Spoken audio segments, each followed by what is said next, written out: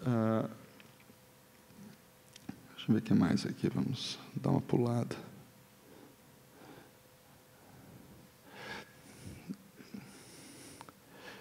Eu não quero fazer aqui uma história do padrão ouro, mas eu queria comentar só com vocês o seguinte, que se a gente toma como ponto de partida o padrão ouro,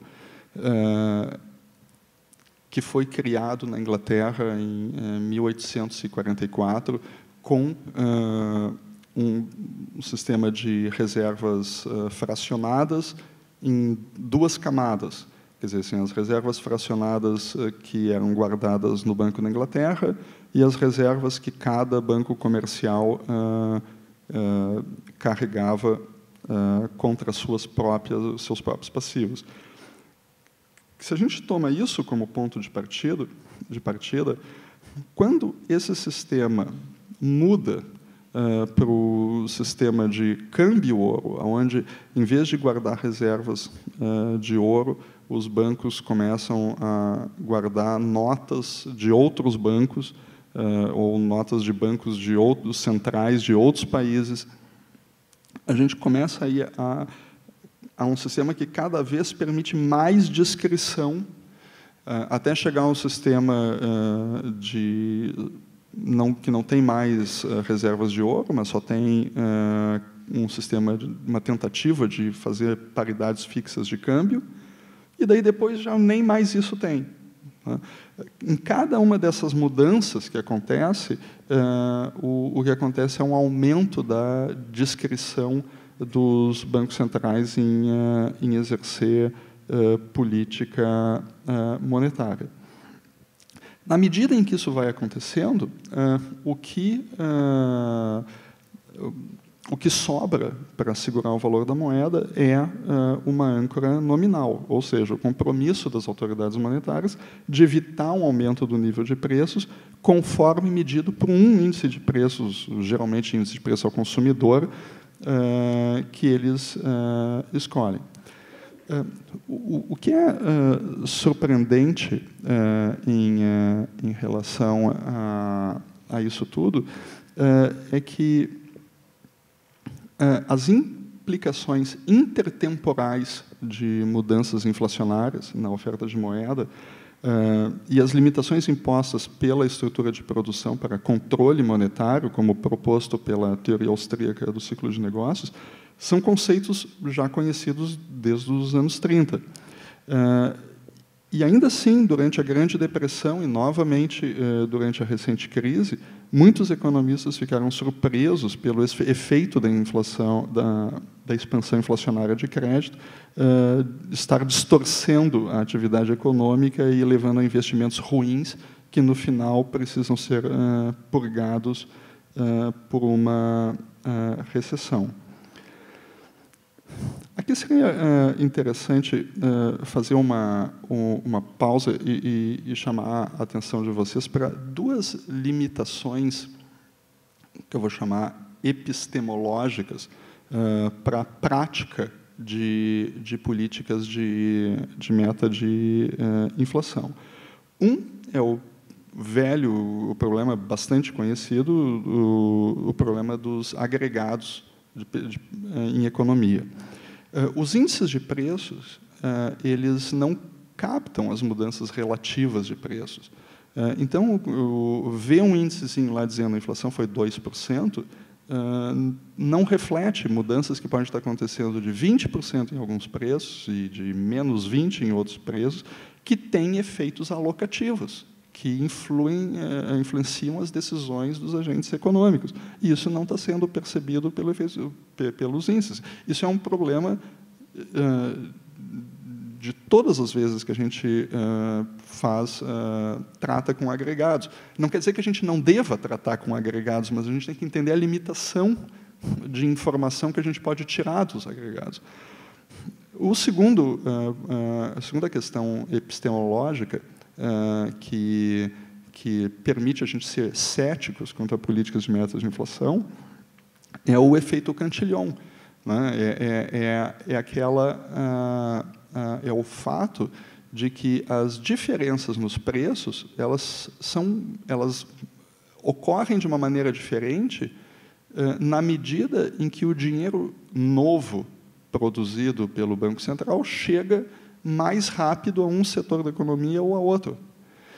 E isso não está captado pelos instrumentos que os bancos centrais usam para praticar metas de inflação.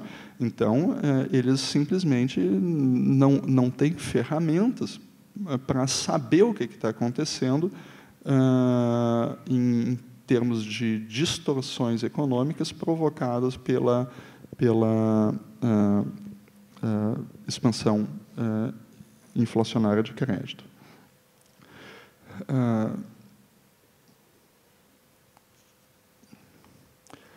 Então, atualmente, pode-se afirmar que expansão inflacionária de crédito de longo prazo sob uma estrutura de metas de inflação pode acontecer sem comprometer a realização de uma meta de inflação medida pela maioria dos índices de preços. Isso foi verdade nos anos 20, tem sido verdade desde os anos 90. Contudo, permanece o fato de que uma expansão inflacionária de crédito distorce os preços relativos e provoca rápidos aumentos na atividade econômica que, posteriormente, levam a muitas falências.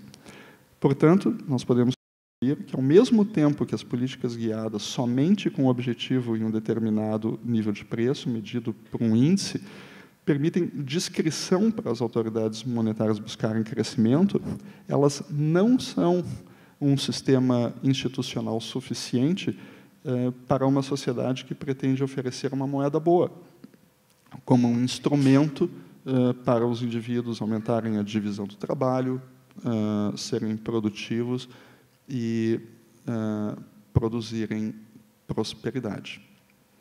Era isso. Obrigado.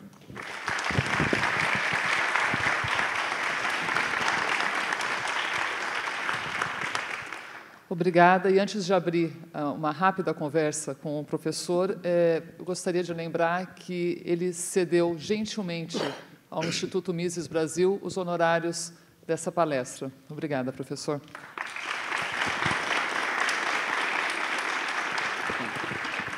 Eu não sou professor, Carla. Desculpa, doutorando.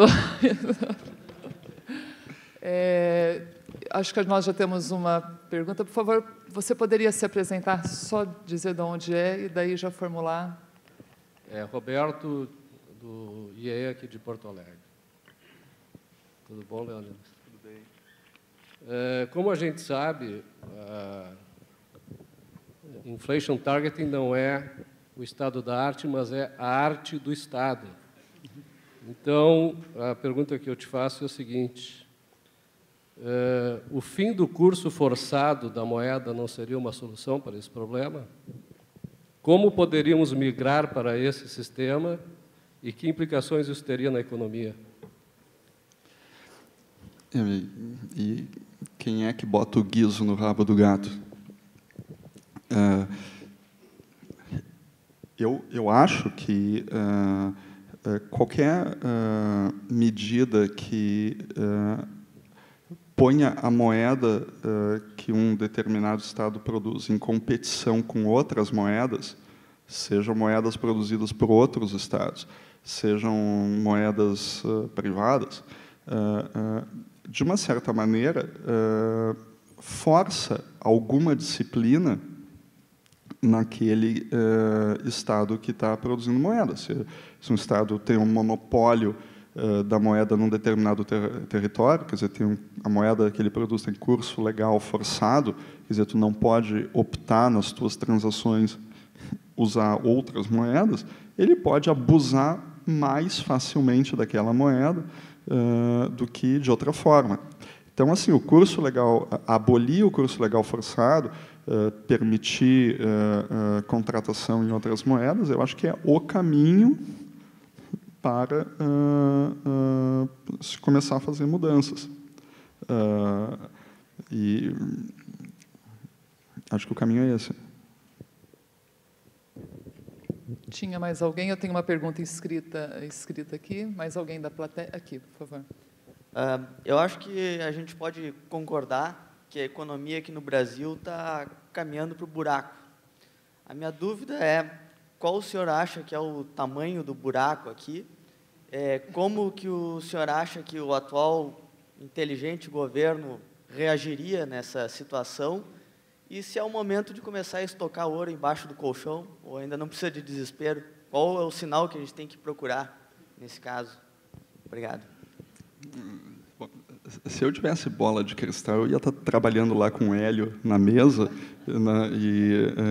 ganhando dinheiro com isso. Não tenho a menor ideia. Tá? Mas, assim, para mim fica fácil dizer isso olhando de fora, né? Mas o Brasil é maior que o buraco, sempre. Não tem buraco do tamanho do Brasil, né? A gente já aguentou muito abuso. A gente já aguentou muito abuso. Perto dos abusos que já foram feitos, o que está acontecendo hoje é fichinha. Acordar em 1990 com 50 pila na carteira, e na época eu tinha uma folha de pagamento de 2.500 operários que eu tinha que pagar no final daquela semana, né? Assim, faz tu compreender a vida com outros olhos, tu entende? Assim, quem passou pelo plano Collor passa por qualquer coisa. Assim,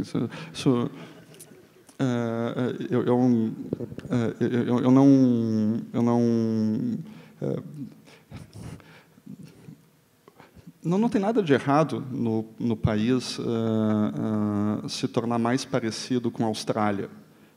O país se dedicar mais à produção de commodities, ou como o Chile, 40% do PIB do Chile é exportação de cobre.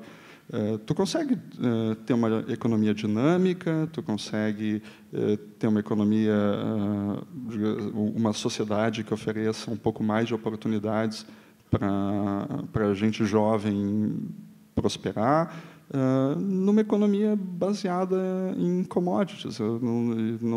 E se tu exporta um montão, imaginar que a taxa de câmbio não vai subir, quer dizer, isso é óbvio que a taxa vai valorizar, né?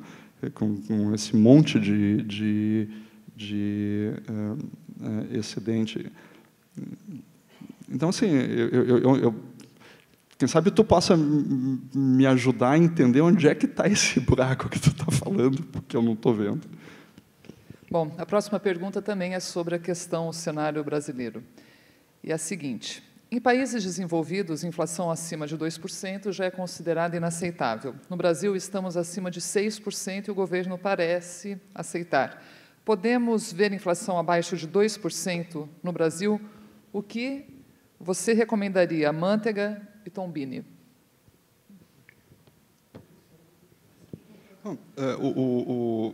Parece que no último ano aí do governo Lula, eles afrouxaram aquele mínimo de disciplina fiscal que sustentou o crescimento do país nos últimos 16 anos, né? Aquilo é um mínimo, né? Quer dizer, ninguém está manter uma meta de superávit primário, quer dizer assim, o governo pelo menos poupar o suficiente para pagar o juro,